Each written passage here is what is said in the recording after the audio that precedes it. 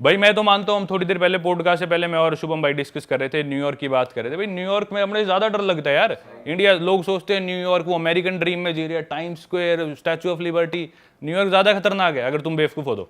सही बात है भाई, और गंदा भी ज्यादा है इंडिया से भाई। ज्यादा मेट्रो स्टेशन देख लो उनके। मेट्रो स्टेशन देख लो भाई। एक ना इंस्टाग्राम पे पेज है, उसका नाम है सबवे क्रिएचर्स, SUBWAY क्रिएचर्स। वो ना न्यूयॉर्क मेट्रो के सीन्स दिखाता है। अपने शायद दिल्ली मेट्रो में एक कोई लड़की थी छोटे कपड़ों में आ गई, कितना हुआ बना था कि छोटे कपड़ों में ऐसे कैसे आ गई मेट्रो में, रिस्पेक्ट नहीं करी इंडियन कल्चर को।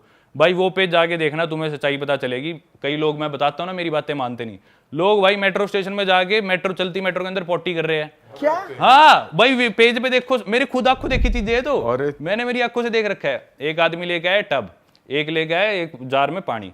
वो टब सा खोला, मेट्रो में लोग बैठे, सीट पे बैठे, एकदम से उस टब पे खड़ा हो गया और अपना वो जार उठाया और खुद के ऊपर पानी डाल लिया। फिर कपड़े उतारे, वही पानी उठा के नहाने लग गया मेट्रो के अंदर। ये होता है भाई। अच्छा, यहाँ पे दो चीजें आती हैं। एक तो जैसे आपने बोला पॉटी कर रहे हैं, वो होमलेस लोग हैं।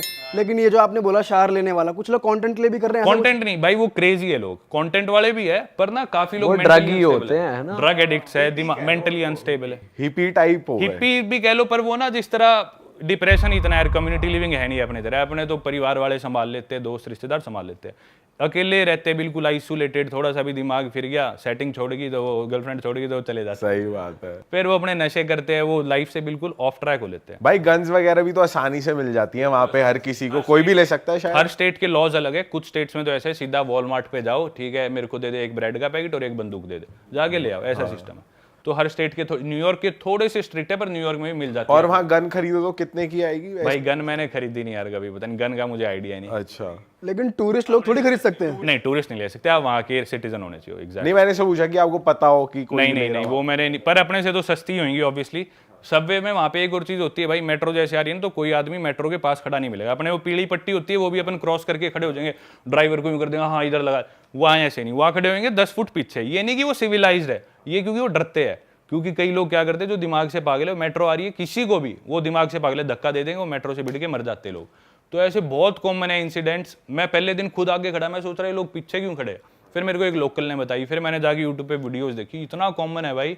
हर दूसरे तीसरे दिन किसी को धक्का देते हैं, मेट्रो के आगे चिप जाते हैं। भाई इंडिया तो वैसे ही बदनाम है, दिमागी संतुलन तो अमेरिका वालों को खिला हुआ है ज्यादा। हाँ भाई वो ज्यादा चटक है। और आप तो गए हो टाइम स्क्वायर के आसपास, कितने होमलेस होते हैं भाई। वो एक ना फीलिंग, आप जो सोचते हो कि हम टाइम स्क्वायर पे होंगे, बहुत खुला मजा आ रहा होगा, पर डर लगता है भाई वहां पे। डर लगता है भाई, सीपी ज्यादा बढ़िया अपने टाइम स्क्वायर से। सही में। मेरी एक वीडियो मेरे को बनानी थी, वो बीच में रहेगी, Connaught place versus time square. तो उसकी शूटिंग पूरी हुई नहीं, पर मैं पूरा कंपेयर करके बताऊंगा भाई अपना सीपी। तो यहाँ कुछ पॉइंटर्स अगर आप बता सकते हो। जैसे कि सीपी में आपको रिक्शा लेनी हो, एक रिक्शा आपको ए ब्लॉक से सी ब्लॉक जाना हो, कितने 10 रुपए ले लेगा, 20 रुपए ले लेगा। टाइम स्क्वायर में भी रिक्शा है, उस रिक्शा का प्राइस है 1 किलोमीटर का 7,000 इंडियन रुपीज, 7,000 रिक्शा के रुपए। तो वो एक ही पॉइंटर था। सीपी में आपको रात को जैसे पार्टी करनी है तो कुछ भी आपको 11-12, वीकेंड है तो शायद 1 बजे तक आप बार्स में बैठ सकते हो। टाइम स्क्वायर में 11 बजे ऑलमोस्ट सब डेड हो लेता है। और मेरी खुद आजमाई हुई चीज़ है ये, आपको दारू लेनी हो तो दिल्ली में आप ब्लैक में कहीं से दारू ले लो। हम टाइम स्क्वायर में थे एक बारी, एक मेरा इंडिया से दोस्त आया था, तो वो बोला टाइम स्क्वायर घुमाइयो। इंस्टाग्राम पे हम दोस्त थे, वो भी क्रिएटर था एक, तो मेरे को थोड़ा आइडिया था अमेरिका का, न्यूयॉर्क में ज़्यादा रहा हूँ, तो मैं बोला तुझे आज मैं घुमा के लाता हूँ। तो लेकिन रात को हम गए तो पब्स वगैरह में, एक आयरिश पब था, हमें कहीं एंट्री नहीं मिली क्योंकि हमारे पास फिजिकल आईडी नहीं थी। उन्होंने नया रूल बना दिया, फोन में आईडी नहीं दिखानी, फिजिकल आईडी चाहे आप इंडिया का आधार कार्ड दिखा दो, चाहे नकली हो, बस दिखाना है एक बार। वो हमारे पास थी नहीं, तो हमने सोचा चलो भाई सड़क पे एक बियर ले लेते हैं। 11 बजे के बाद दुनिया की सबसे पॉपुलर कंट्री, दुनिया की सबसे पॉपुलर सिटी न्यूयॉर्क का डाउनटाउन टाइम स्क्वायर, उसके बाद हमें कहीं बियर नहीं मिली, कोई सुपरमार्केट नहीं, कुछ भी नहीं, कहीं बियर ही नहीं मिल रही। तो किस बात की नाइट लाइफ वहां पे, वो बोलते हैं the city that never स्लीप्स, New York के लिए बोलते हैं। सही बात भाई 11 बजे के बाद किसी दुकान पे जाके, या तुम मुझे दारू लेके दिखा दो, ना ब्लैक में ना किसी दुकान में। एंड में एक कोई बार था, उसमें हमने रिक्वेस्ट करके घुसे बिना आईडी के, वो भी 2-2:15 बजे बंद हो गया, तो वहां हमने 2-4 बियर पी, जो किया। भाई आप में मैंने एक वो देखी है, आपको बड़ा थ्रिल आता है कि किसी भी जैसे डेंजरस जगह है, मार काट वाली जगह है, तो आप वो जरूर एक्सप्लोर करते हो। Dangerous city, most dangerous city, यहाँ पे ये होता है, यहाँ पे तो, और आप होते अकेले हो। अकेले, हाँ। तो भाई डर भाई डर तो देखो लगता है, सबको लगता है, ह्यूमन टेंडेंसी है, डर सबको लगता है। पर मेरा हमेशा से यूं रहा है कि ना कॉमन जगह नहीं जाना, कन्वेंशनल जगह पे नहीं जाना जिधर हर आदमी जा रहा है। जैसे इंडियंस यूजुअली थाईलैंड चले गए, यूरोप चले गए, मेरा यूं था कि मैं स्टार्ट ही अलग करूंगा, ऐसी जगह जाऊंगा जिधर कोई जाता ही ना हो। तो तब से ही मैंने अपना ये यूएसपी बना लिया भाई, जो खतरनाक जगह है, जो अनकन्वेंशनल जगह है, वॉर जोन्स है, या जिधर और लोग जाने से डरते हैं मुझे उधर जाना पसंद है, और उधर जाके मेरे को और ज़्यादा मज़ा आता है। क्योंकि जैसे सीरिया चला गया मैं, सीरिया कोई नहीं जाएगा, लोग डरते हैं, लेकिन जब मैं सीरिया आया तो उन्होंने देखा अच्छा कोई टूरिस्ट है इतनी दूर से हमारे देश घूमना है, हमें भी कोई घूमना है, वो इतने खुश हो गए यार। लोग मेरे से पैसे नहीं लेते थे दुकानों पे, बोले नहीं हम आपसे पैसे नहीं ले सकते, आप हमारे जैसी कंट्री में घूमने आए हो। तो वो जो प्यार मिलता है ना लोगों से ऐसी जगह पे जाके, वो भाई अनमैच्ड है, वो कहीं और मिल ही नहीं सकता, इसलिए मेरे को काफ़ी मजा आता है। भाई इसको थोड़ा ना और एग्जांपल की तरीके से बात करते हैं। रिसेंटली आप एक कंट्री में गए जहाँ पे आपको लोकल लोग मारने लगे, पत्थर फेंकने लगे, आपको गाली गलौज करने लगे, तो वो एक्सपीरियंस कैसा था, कुछ बताओ उस बारे में। आप हेती की बात कर रहे हो ना हेती की शायद? बात कर रहा हूँ हाँ। तो हेती भाई जिनको नहीं पता मैं बता देता हूँ, क्योंकि ना आम लोग जो इतना ट्रैवल नहीं करते हैं, मैं नहीं बताता ज्योग्राफी के बारे में, कंट्रीज के बारे में, तो थोड़ा सिंप्लीफाई कर रहा हूँ। हेती एक कंट्री है, नॉर्थ अमेरिका कॉन्टिनेंट में पड़ती है, और नॉर्थ अमेरिका, साउथ अमेरिका, जिसे हम अमेरिकाज भी बोल देते हैं, या फिर वेस्टर्न हेमिस्फेयर, अर्थ को अगर हम बीच में से भाग करें तो एक ईस्ट वाला ईस्टर्न हेमिस्फेयर, वेस्ट वाला वेस्टर्न हेमिस्फेयर। तो अर्थ के जो वेस्ट वाला पार्ट है उसकी सबसे गरीब कंट्री है वो, और सबसे खतरनाक कंट्री भी उसे माना जाता है। बहुत गरीब है, बहुत ज़्यादा वहाँ पे क्राइसिस है, राइट्स है। तो मैं सड़क पे चलने लग रहा था, और चलते चलते एक आदमी पीछे से चिल्लाने लग रहा काफ़ी देर से, ब्लैक आदमी था और चिल्ला रहा था, और ऐसे किस्से हो जाते कई बार। तो मैंने सोचा क्यों उड़ता तीर लेना, क्यों फालतू में किसी से पंगे लेने, क्योंकि मैं फॉरनर हूँ, उनका देश है, वहाँ का लोकल आदमी है। मैं चलता गया, वो पीछे से फिर चिल्लाया जा रहा है। मैं अपने आप को रिकॉर्ड कर रहा हूँ, हालांकि रोड्स काफ़ी गंदी है और साफ़ सुथरा नहीं था इतना। वो चिल्लाया जा रहा है, पर 10-15 मिनट होगी, वो मेरे नज़दीक आ गया।